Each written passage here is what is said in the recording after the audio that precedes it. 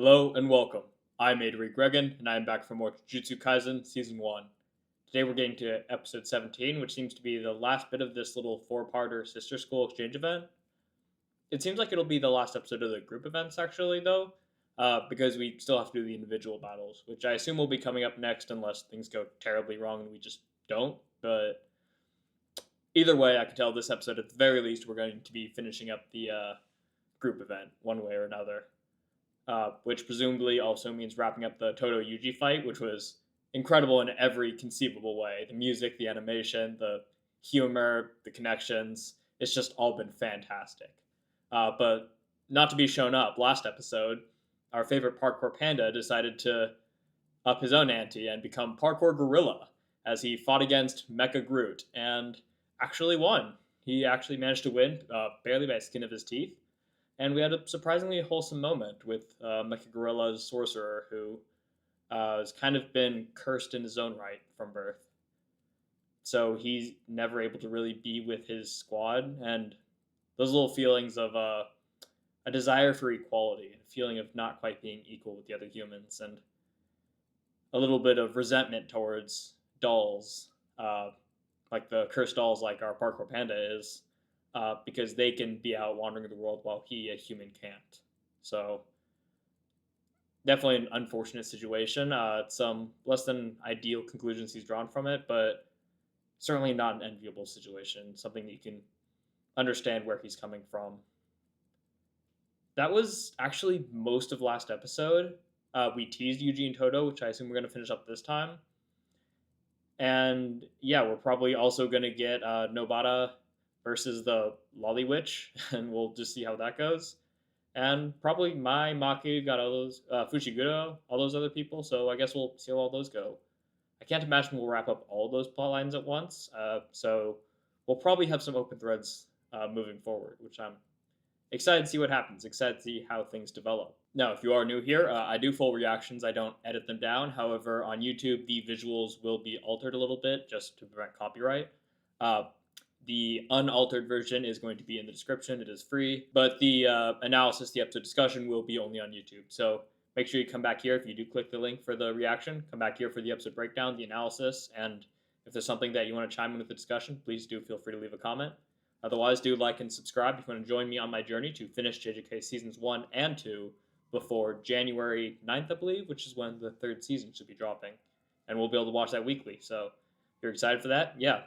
Hit all those buttons, and with all that out of the way, let's just jump right into Let's jump back into Jujutsu Kaisen Season 1, Episode 17. Straight in with the opening.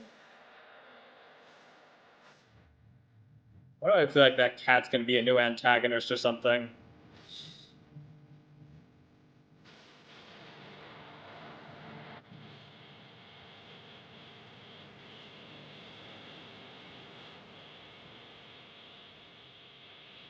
Gojo's got blue flowers.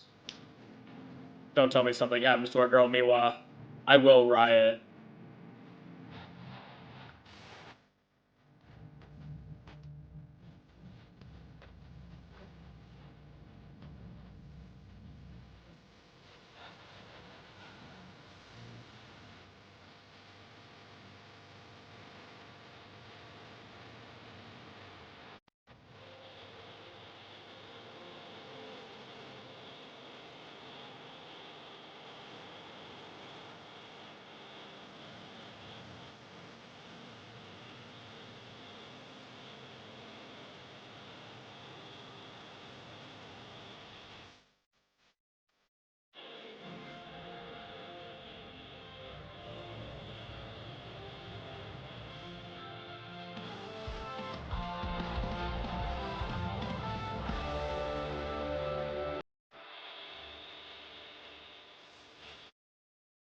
Maki?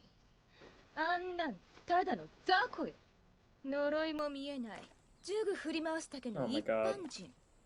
万年4級。なんで呪術師やってんのって感じ。 Ponytail me was 休憩 sending 終わり。 me. はーい。そっか。ちょっと安心。And it turns out. Right, this is where we ended the last episode too.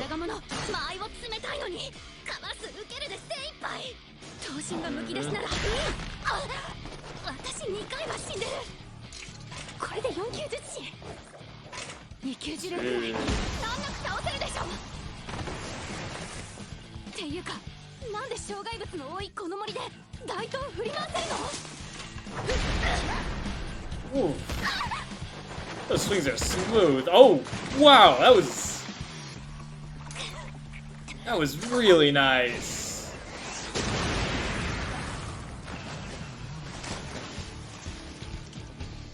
Clearly, we've gotten a Maki fan among the animators. My God.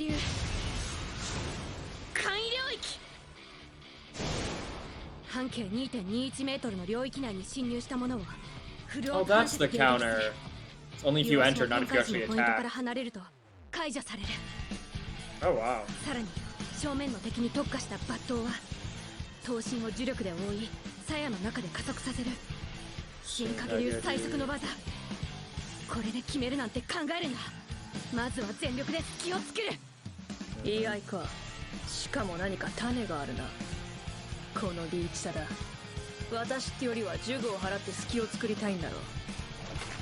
Yeah, in close combat, range usually has the advantage.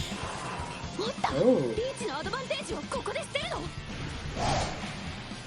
Oh! Clever.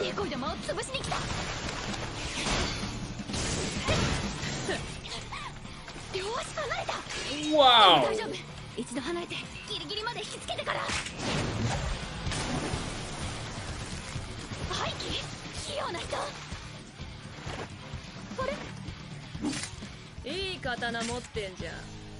Who is animating this? That's just Gigi. She's just got the weapon. Wow. Wow. What a fight. 全員家が邪魔してる臭いんだよね。素直に手のひら返して認めてやりゃいいのにさ。金以外のしがらみは理解できないな。相変わらずの主戦度ね。それよ Also, who り is that? さっきからよく U 字周りの映像を切れるね。動物は気まぐれだからね。視覚を共有するのは疲れるし。本当かな。ぶっちゃけメイさんってどっちが Angles are interesting too. どっち？私は金の味方だよ。金に換えられないものに価値はないからね。何せ金に換えられないんだから。いくら積んだんだか。何を企んでるか知らないけど、もう簡単にどうこうされる有事じゃないんだよ。お？動いたね。エリア内に放たれた呪霊は呪符が貼られており、呪霊消失と同時に対になっている観覧席の呪符も消滅します。事前に記録した呪力によって消滅反応が異なります。東京港が払った場合には赤色、京都港が払った場合には青色に燃えます。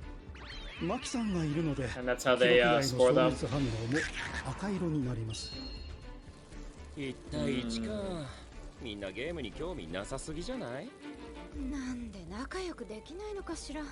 歌姫に似たんでしょ。That's true. They are just all just fighting each other basically. All we've seen are sorcerer versus sorcerer.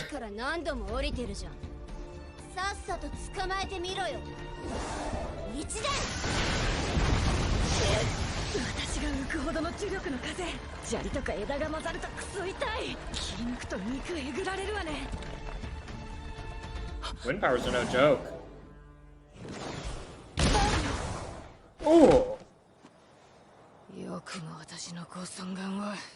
顔の傷も男なら勲章。女なら欠点だもんね。ああ。呪術師が実力主義だと思ってない？実際そうだろ。それは男だけ。あ？女はね、実力があっても可愛くなければ舐められる。当然、可愛くっても実力がなければ舐められる。わかる。 That's 女の呪術師 that's が an 求められ interesting るのは perspective. 実力じゃないの。完璧なの。 I don't disagree with that as much as 舞ちゃんはそれ以上の理不尽と戦ってるの。 you might think. てめえがめんどくせえのは分かったよ。 She's making a lot better of a point than I want to admit. この子1年の割に戦い慣れてる。何回吹っ飛ばしてもピンピンしてる。こちとらぶん投げられ慣れてんだよ。これ以上出力を上げれば殺しかねない。いや、それは言い訳だ。攻めきれない一番の理由、犬巻くん。呪言は言 What 霊 did he say? 音に呪力を乗せるわけだから、こちらも耳から脳にかけてを呪力で守ればいい。呪言は対呪霊に特化した術式なんだ。さっきも言ったが、術師にとっては来ると分かっていればそこまで怖いものじゃない。逆に言えば来るか来ないかわからないと延々と気を散らされ You る。 just constantly have to shield up, ただ yeah. でさえ頭の内側を守るなんて慣れ Oh, てないのに。 interesting. いてもいなくても厄介。 Just the mere threat of him potentially being around. 舞ちゃんが That's 求めら really れてるの。 interesting. 完璧なんて生優しいもんじゃない。エリート呪術師の家系、御三家の一つ、全員家。 Three そこ major では完 clans. 璧なんて当たり前。全員家総伝の術式を引き継いでいること、それ以外は落語者として術師人生をスタートする。その中でも女はスタートラインにすら立たせてもらえないこともあるの。全員家にあらずんば呪術師にあらず、呪術師にあらずんば人にあらず、そんな可愛げのかけらのない家に一生仕えて蔑まれて生きる。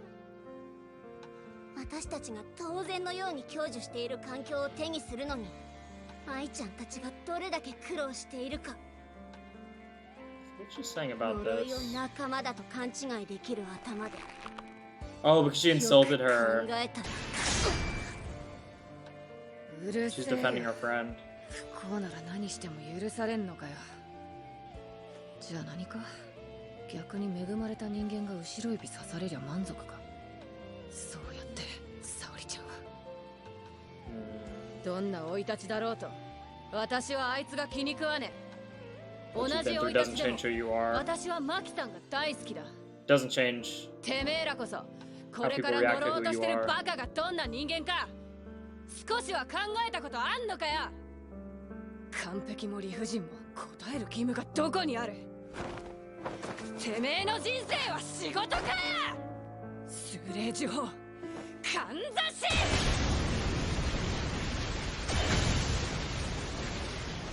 Ooh, that is 当たらない beautiful. 釘を飛ばし続けたのはこのため。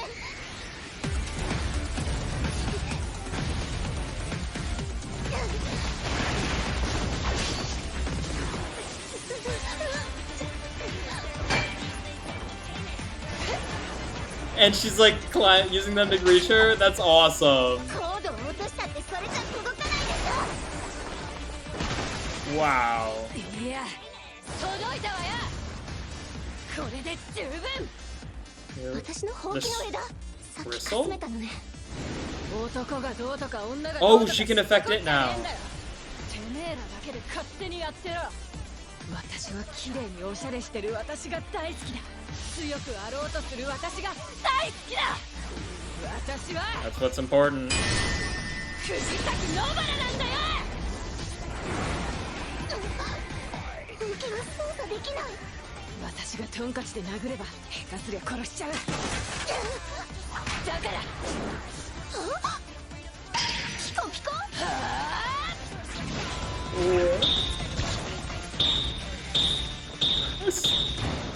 Where was she hiding that? もう一発。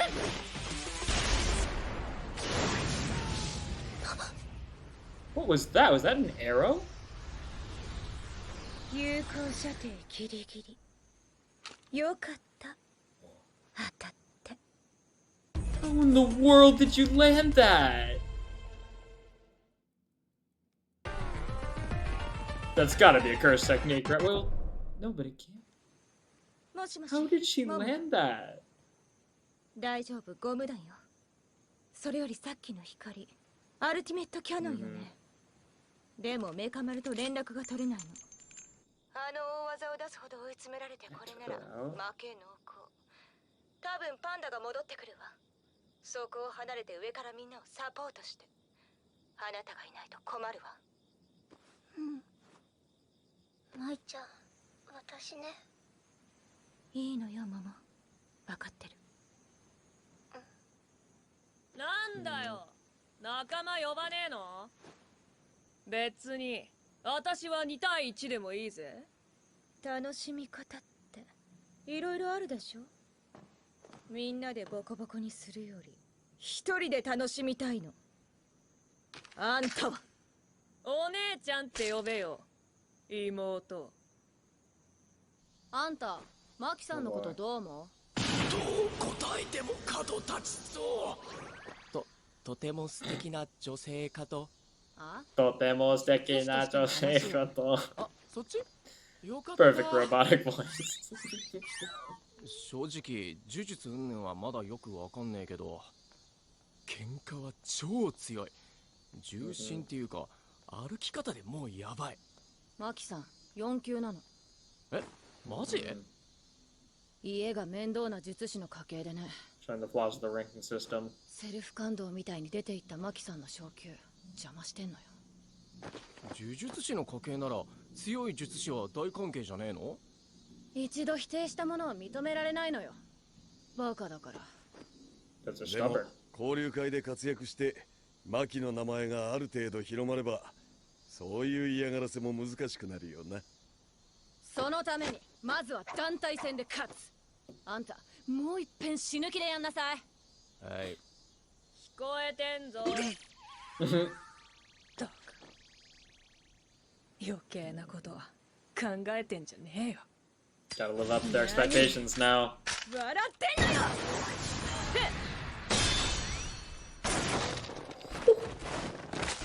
Wow. 視覚に入ったからなんだっつうのよ。私から距離取るとかバカじゃない。下かよ。分かってた。マキには私にはない才能がある。 Fighting without a gun? 聞いたか、扇の娘の話。片方は術式どころか呪いも見えんらしい。やはり双子は強調か。帰ってよかったかもしれんな。嫡男の給仕など目も当てられんだろう。 The idea of the energy that could go into one person going into two instead. マ Is イ that why twins are misfortune? どうしたんだよ。早くしろよ。やだ。なんだよ。遅れたらまた怒られるぞ。いるもん。また、仕方ねえな。ほら、目つぶってろ。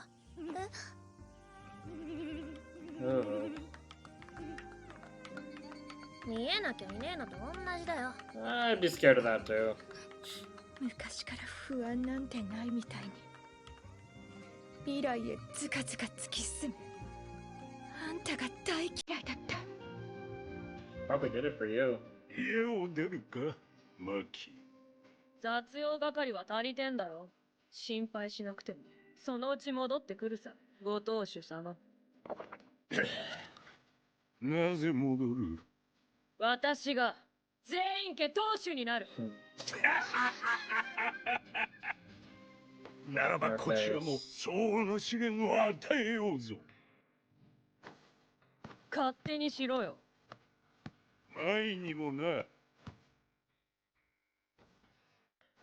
あいつは関係ねえだろ。 That's where she draws the line. Her sister.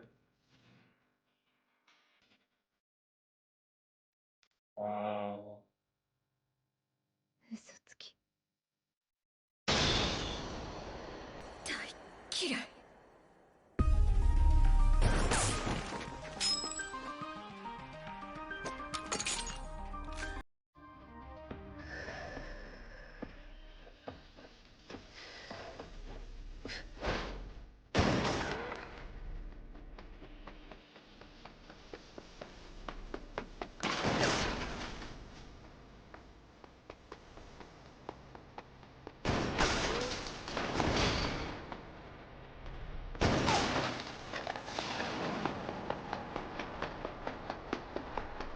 This is a really engaging way to do a fight of like a close combat versus someone with a gun.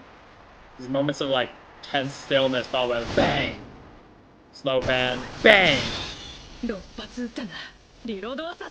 Really interesting way to engage you. Oh wow, that was a beautiful cut.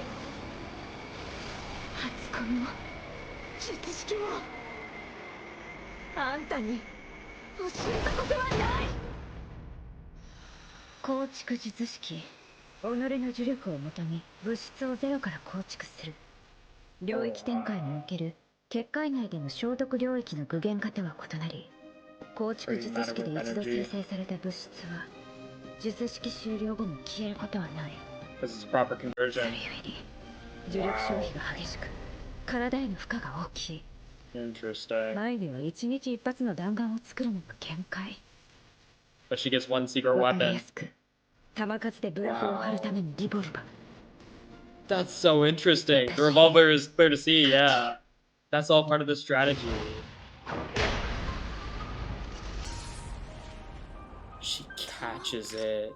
キャッチした。素手で触るもんじゃねえな。That's just a flex. マキには私にはない才能がある。メカ丸と同じ、ある意味逆の天与呪縛。本来術式を持って生まれるはずだったあんたは、それと引き換えに人間離れした身体能力を与えられた。全員家では認められなかった。It's almost the opposite of Mechamaru. 才能。Having a body instead of curse energy. 決着ってことでいいの？なんで家を出たの？ああ？言わなくてもわかんだろ。お前だって高専来たじゃねえか。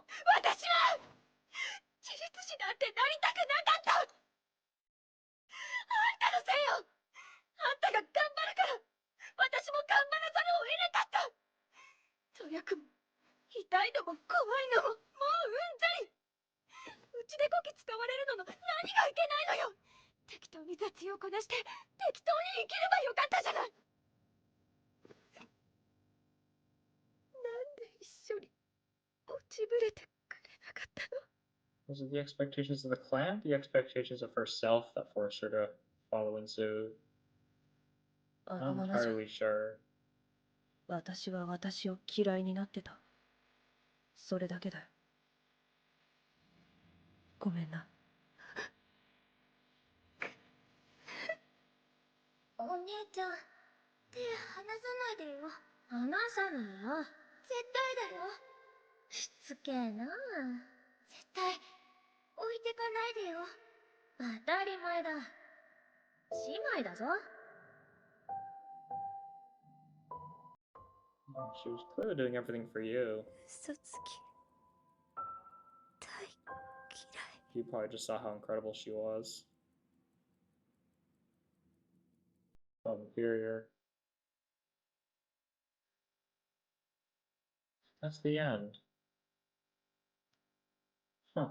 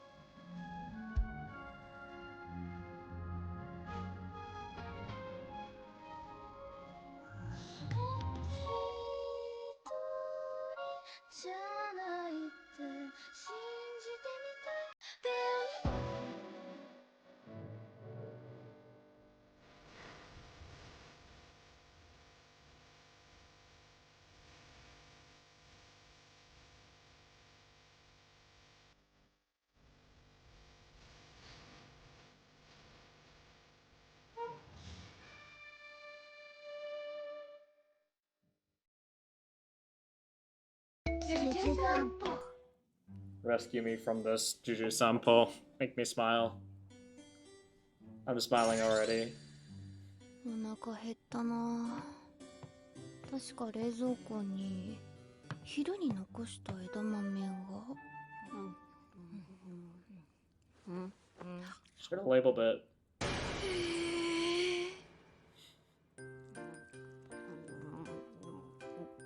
Oh, we were hungry. ごめん。もう少し申し訳なさそうにしてくださいよ。Thought they knew. ほら、これで勘弁ね。いや、さすがに深夜のカップラーメンは。Late night cup ramen is perfect. これならどう？西宮 Strawberry シーフード milk? アレンジ。 See, what? 鷹の爪をハサミでチョキチョキカップラーメンシーフードへ。2、牛乳は容器の半 With 分くらい。 milk? 3、熱湯を内側の線まで。牛乳の分お湯はグツグツのやつ。 Wait, what? What? うまい。 I feel like I have to try that now. What the heck? 私も今度やろうかしら。こんなに美味しいなら、Hmm. こっちを食べればよかったのに。いや、さすがに深夜のカップラーメンは翌日に響く。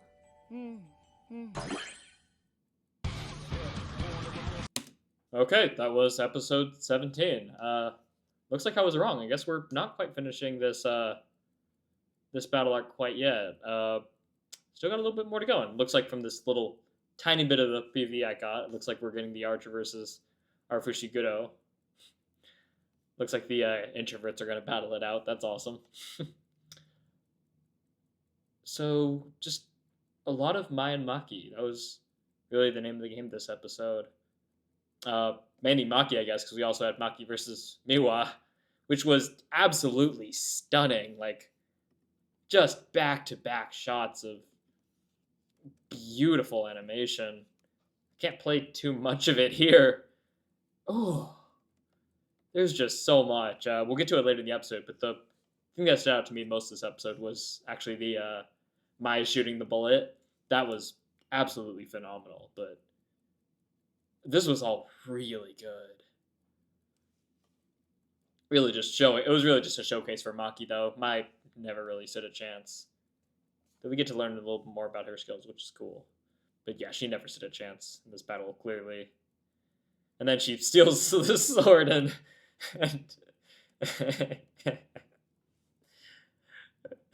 he was just like, that's not fair. Please give me back. That wasn't in the cards. You're not supposed to do that. And we meet her, but we don't actually meet this person. I don't think we get her name. But she can see through animals, which is interesting. Getting Ram vibes from ReZero. And she's obsessed with money. Interesting. Huge is a little tough. Yeah, the red spirit, which was Panda killing it. And so they have charms. The thing is extinguished, and it's according to the cursed energy registered, yeah, depending on which school uses it. And of course, Maki doesn't use cursed energy, she uses weapons, so it won't give it off, so she gets them by default, I guess. Because she's the only one who wouldn't use cursed energy. Interesting. Oh, that is... Don't like that. Oh, and we also had this. I totally forgot about that.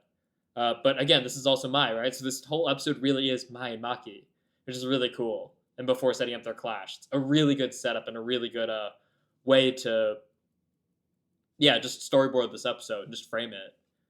We had Maki fighting against someone else, show how strong Maki is. We had two people fighting while talking about Mai. And then we had Mai and Maki fight it out with their backstory and things like that. So really cool, really interesting. That's really good framing for an episode.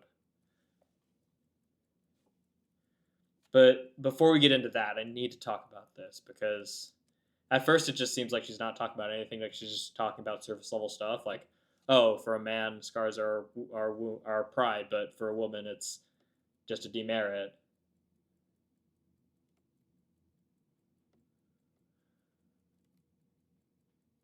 But then she actually goes somewhere with it. She goes somewhere really interesting with it. men have to be strong.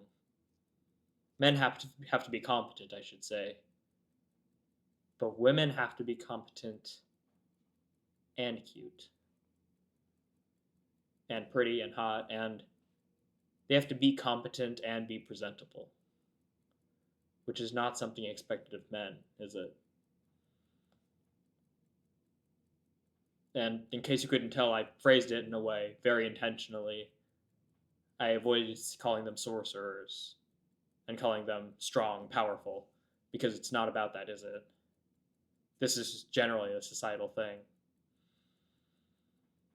Even in our society, at least, yeah, in most, for lack of a better term, the developed Western societies, or most societies in general today, like the legal and a lot of the societal gap between men and women, like getting jobs and having equal growth and having an opportunity, is mostly closed, at least from an external objective standpoint. But society is not objective, right? There's norms, there's legacy, there's things that are passed down from generation to generation, expectations, perspectives, viewpoints. And one of those things is that women are, I don't want to say objects necessarily, but they're, a large part of their existence is to be visually appealing, right? Is to be attractive, is to be presentable. Even things that seem to highlight the woman, that seem to put them over men, like if you look at evening wear, men wear tuxedos, which are inherently subdued, while the woman wears a beautiful dress. That seems like, oh, yeah, that's highlighting the woman and pushing down the man. That doesn't sound right. But it's not black and white as in higher and lower. It's that the woman is the object of attraction, right? The woman is the highlight, is the object being presented, is what's being flaunted. And that's kind of the societal expectation that's really been allowed to, or that's really continued on out of a lot of people's notice, because a lot of people see it as, oh, are women advantaged? Are they disadvantaged? Do people keep them out of jobs, or are people encouraging them? Affirmative action, that kind of stuff. People see things in those black and white, good, bad.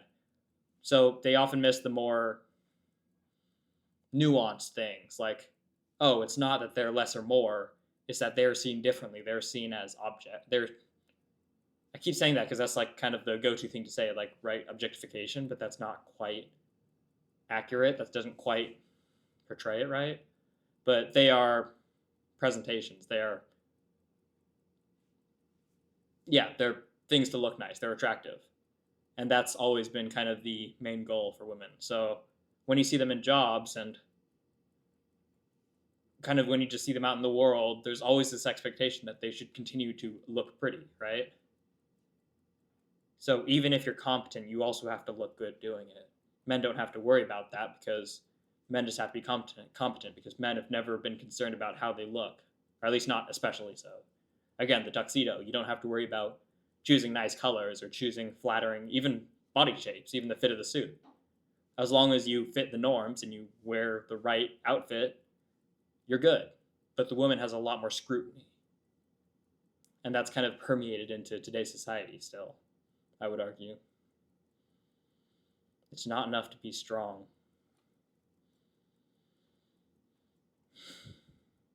And that's why the scar is okay for men, right? Because they don't have to worry about looking presentable. But for women, they do. Because the physical appearance is part of the point. It shouldn't be, but it just kind of is. So I want to like inherently fight back against this and say, no, it's not the case. It shouldn't. But what I should say is this shouldn't be the case, but it actually kind of is. And if you say it's not, unless you can present me with a solid evidence-backed case against it, I hate to say it, but you may just be in denial. Or seeing what you want to see, selective vision, which is easy to do, but... And also, if you're a man and you're saying women don't have these problems, then shut up. I'm a man, I'm saying they do have these problems, so maybe I should shut up too, but I'm also a historian.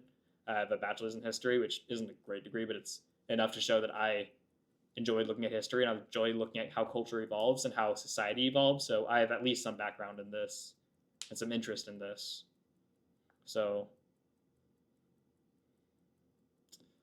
but then she takes us obviously in the direction of Mai, right? Because that's what this episode about. It's about Mai and Maki. And she has to fight against even more outrageous demands. Her clan, the Zane clan, which is one of the top 3 main clans. And we also get a little bit of Inumaki here. I assume we're going to see more of him probably next episode, if not the episode after. But it's cool that we're also building him up, who we haven't seen really fight. He's one of the few people in our team that we haven't seen fight. I think the only one, really. But we're hyping him up because we don't even need to see him fight. Just him being around is already a threat, and it's already distracting them and making them afraid. All done? Not quite yet. Perfection is easy compared to what's demanded of Mai-chan, because perfection isn't enough, right? You've got to be more than perfect. You need to do all these things, and once you do all of these things perfectly, then we'll consider you as a candidate for being worthy.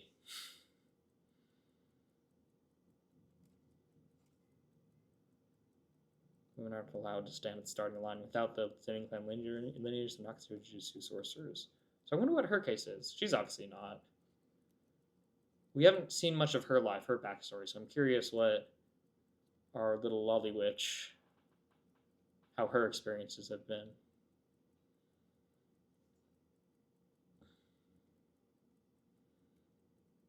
And on the flip side, Nobara also makes a good point, right? She makes a good point here.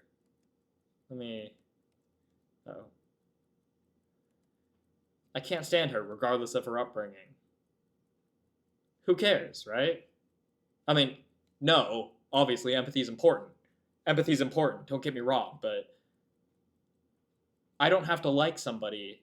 I don't have to feel bad for some. Well, I can feel bad for some, but I don't have to like them just because they had a sad backstory. I'm not going to let the villain destroy the city because they were tormented as a kid. I'm not going to let a parent abuse their children because they were abused as a kid. I can understand where you're coming from. I can empathize with you, but I will not forgive you, and I will not change how I feel about you. I will not feel obligated to change how I feel about you because of however hardships you've endured.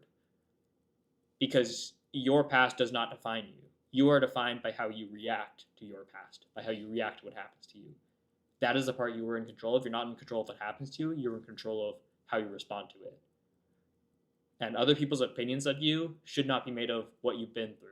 They should be made of how you've responded. What kind of person are you? Mai is a pretty nasty person. Do I hate her a little bit less, seeing what she's had to been through and seeing why she's as guarded as she is? Sure, but do I have to like her? No. She's nasty. She's brutal. I can't forgive that just because of what she's had to deal with. Because she's chosen to be like this. Chosen could be a strong word, and there's another discussion to have about that, but at the end of the day, that's also a fair point to bring up, right? It takes more than a tragic backstory to be likable. I love Maki-san, who's endured the same upbringing. Not really.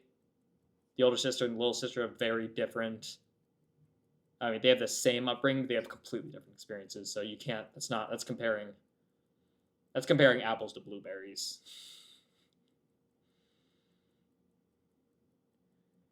What makes us obligated to meet them? Is your entire life just a job? To be fair, though, at least from what I remember, Nobara hasn't grown up in like a clan like with high expectations, so I think this is just her not being able to relate to this. She's kind of making a judgment about what she can only see from the outside. Then she has this sick plan where she starts like blowing them up, like releasing mass energy from them, I assume. And then she like parkours off of them to reach out to her. It's pretty awesome. And then she She just pulls a squeaky hammer and it like puffs out. So I guess she just had it like crunch down. And she just has a squeaky hammer and just hammers the living snot out of this little girl. And then she gets shot from insanely far away. Very cool reveal. Very nice. This is really awesome. Like, I don't know who's behind the storyboarding of this episode, but they did a masterful job. The animation here is beautiful, but there's so much more than the animation. The choice to have this be the reveal, the zoom out from her perspective to the first person POV of Mai to reveal her is chef's kiss. Perfect. Incredible. Hilarious. That like we haven't seen her the whole time, but yeah, she's just been camping. Not quite spawn camping, but she's just been hiding in the woods with a revolver even. She's not even a sniper. She just has a revolver. She's just really dang good with that thing. Then we had a small, tender moment here where I assume it was her getting angry. Oh, Momo, that's her name. Momo getting angry for my sake. And that's a tender moment, which is doesn't last very long as the older sister, One-chan, arrives. What do you think of Maki-san? Steki na onna. Steki na josei tomo. As a sorcerer. Oh, that. Oh, thank God. I thought we were doing I thought we were having another Toto moment, even though he hasn't met Toto yet. Maki-san's in the 4th grade. When they said it early in the episode, I misread it. I thought they were saying, like, I think it was Mai saying it, which is like an eternal 4th grade. I read as 4th grader, and I was just like, well, that's really mean of you, Mai. But then as they kept talking, I was like, oh, 4th grade sorcerer. Okay, gotcha. I was going to say, like, she does not act like a 4th grader. Come on. I know that's some sibling stuff, but that's just mean. And I can hear you because she's perceptive. She's really good. What are you smiling about? Assumptions, right? Not to Mai's discredit. I know I've been kind of railing on her a lot this discussion so far, but Mai does make a lot of assumptions. She just does. That's just an objective fact. She saw how her sister acted for her benefit, and to her credit, she can't know that they were to her benefit, but she made assumptions about what she saw. Oh, Maki's so great at this. Oh, Maki's so skilled. She doesn't seem to be afraid of anything. I can't compare to her. She's now just smiling because she probably doesn't have a care in the world. They're assumptions. They're fair assumptions to make, I think, from her perspective, but they are assumptions at the end of the day. She doesn't really know. So she creates a world. Her brain creates a world that makes sense given her experiences. And as a result, she gets kind of pigeonholed into her own thinking. She isn't able to adapt and overcome because she isn't really able to see things from Maki's perspective to a degree. Twins are a sign of ill fortune. She can see, but she can't see because she doesn't have any cursed energy. But just close your eyes. It's not going to hurt you. They never hurt me. And there it is, right? Oh, she's not fazed by anything. She's not scared of anything. I don't understand it. So I don't like it. It makes me uncomfortable because I don't get it. I can't relate to it. And she never realized that Maki was doing all of this for her.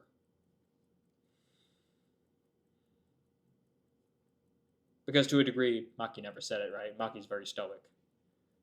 So if I were to balance the scales a little bit of this discussion a little bit in Mai's favor, Maki wasn't as open as she maybe should have been. At least from what we see.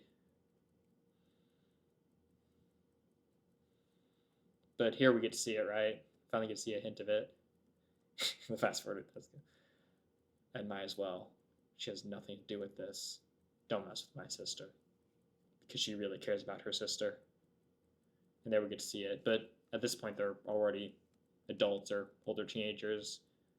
And Mai's already decided who her sister is.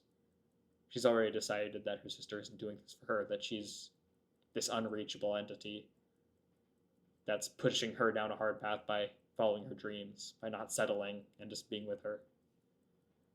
That's the worldview she's settled on. So everything that Maki does, this, don't bring my sister into this, she has nothing to do with it. Mai can only see it from the perspective of the worldview that she's developed by now. Too little too late in a sense. More first-person POV. Super fun. Super fun. I mentioned it before, but this whole scene is really good. It's a really good way to keep the tension up and to make an engaging fight scene with someone who has a gun and someone who has a sword. How do you do that, right? Without having it being boring. She's like, there's moments of tense quietness, then bang! Moments of tense quietness, and bang! And we just keep going like that, and we're following her, not Maki.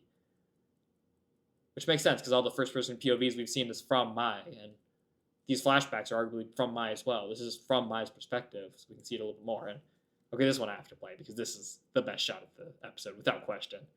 It's so clean, and the cursed energy ripple, because she created the bullet out of cursed energy, looks so great. It's so great, and it's swirling around. Brilliant. Beautiful. The frog lens. Oh. Wow, we're learning about construction. Using energy to create matter from nothing. I mean, it's not creating matter from nothing, right? It's creating matter from energy. E equals mc squared.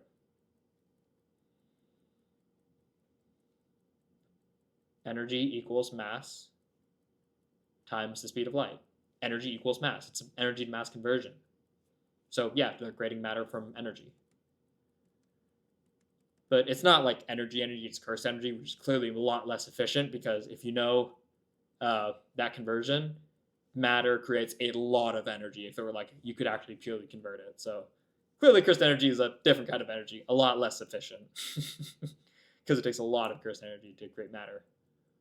But also because it's probably a very inefficient process, right? However this works, like, biologically in this world, using cursed energy, it's probably like an incredibly inefficient engine in our world.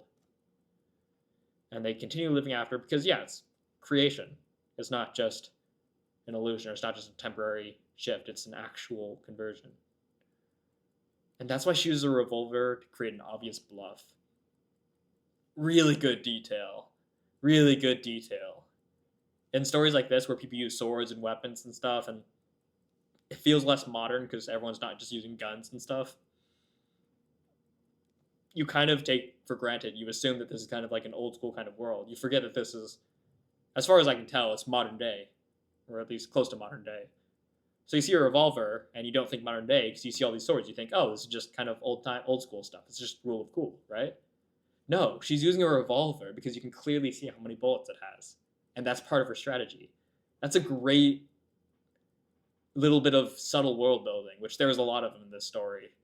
It's really cool that actually came back around. That was actually something you took for granted, but the author actually planned into it as part of Mai's character, part of her conniving, part of her cleverness, right? She's not as skilled as Maki physically, but she's got a cleverness to her, and she needs to if she's going to use a gun, where a lot of people use close combat. She's got to be clever. She's got to be quick on her feet.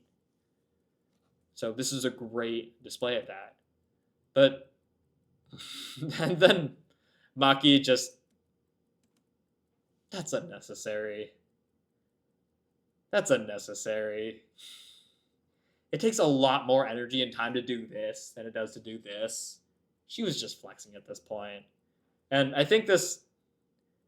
I'm glad she did this, though, because it's very indicative, right, of their relationship and of her as a character and of the issues that they had as kids.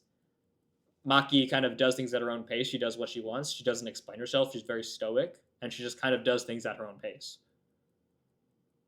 And as a result, it's not her intent, but she kind of forces Mai to do what I said earlier. She makes assumptions. She kind of forces Mai to create a worldview based on her own assumptions, because Maki never tells her anything. Look at this. This, to anyone who doesn't know these characters, this is Maki just flexing. This is just her basically insulting Mai, saying, look how much weaker you are than me. That's not... I don't think that's what Maki was doing here. I don't think we saw what she was doing here. I don't think we know exactly why she did it. It's probably to exert a little bit of power just to make Mai lose the will to fight. But it's not good, right? It's not good. Especially with how Mai already sees Maki, this is just rubbing salt in the wound. And it's not great for their relationship. It's a little bit of a flaw I see in Maki's character.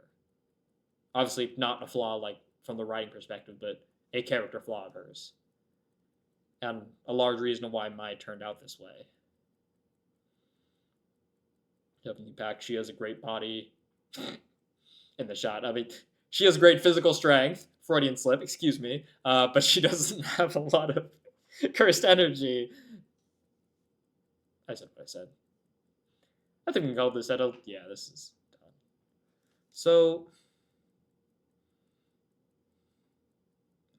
why? Do I have to spell it out? You joined it too, didn't you? But I never wanted to. It's your fault. Because you tried so hard, I was forced to put in effort.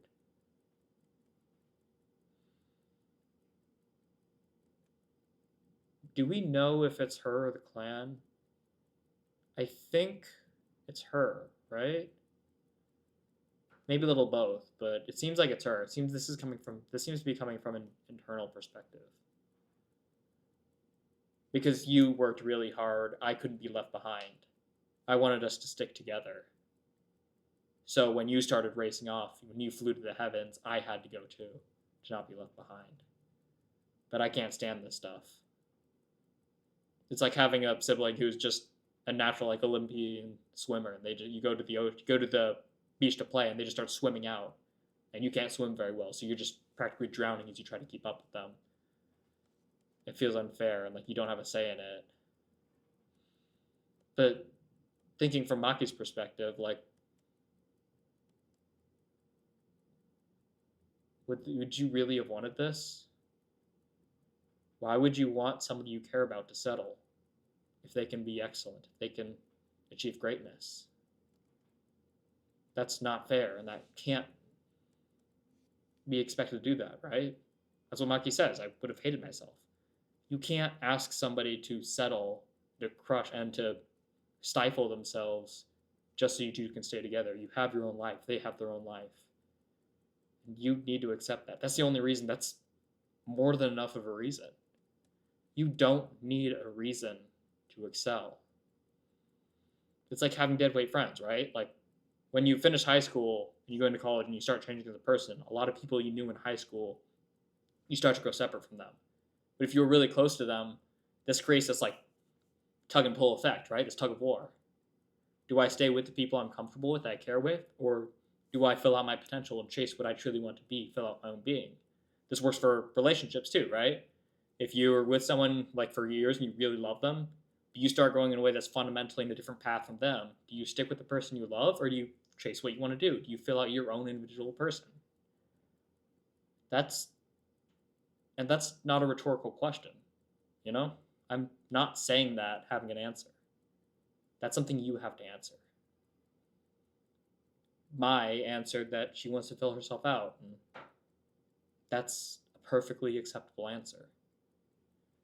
She doesn't need more of a reason than I would have hated myself if I didn't, because that's fine. And Mai can't reconcile this. She tries to speak, but she can't. Because the world view she's been building for her whole life is shaking. And that's not something you can just come to terms with immediately. So she's got a lot to process and a lot to think about. She's got a lot to think about.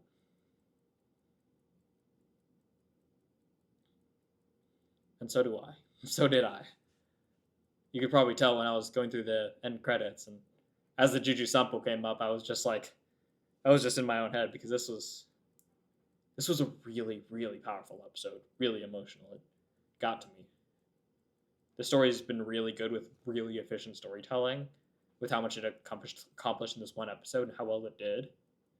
It's like lightning fast. Like, if you're not used to watching anime, this may be a little bit hard for you to take, because it's practically jerking you around. But as someone who's experienced with anime, I'm a little bit more able to like kind of roll with the punches.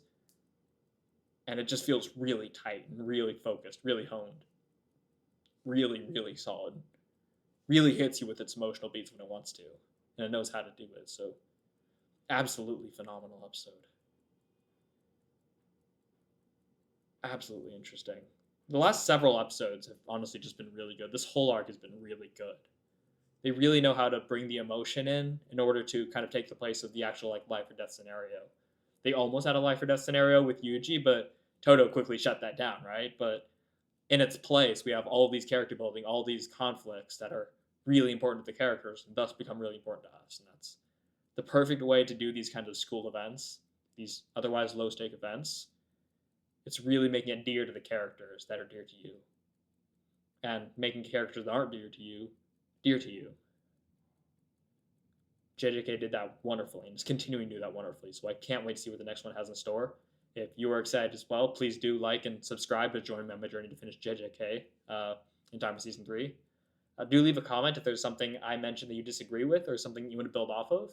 If there's something I missed in the episode or some context that you just want to add to the discussion, please do. I would love to engage in discourse with you in the comments. So whether you do or not, though, thank you so much for watching. And as always, have a lovely rest of your day.